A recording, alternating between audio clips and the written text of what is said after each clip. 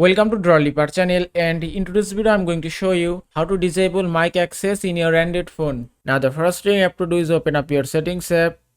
Now from here scroll down and then go to security and privacy option. After that scroll all the way down and here you can see permission manager option, then just tap here and then scroll down and find microphone option.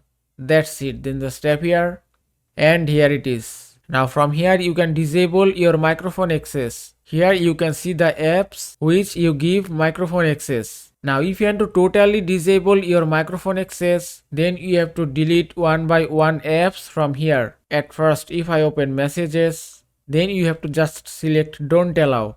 Then tap on don't allow again and it's done.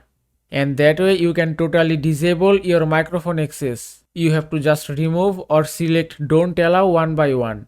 And that is how you can disable microphone access in your Android phone. I hope this video was helpful. If it was, please give it a thumbs up and don't forget to subscribe.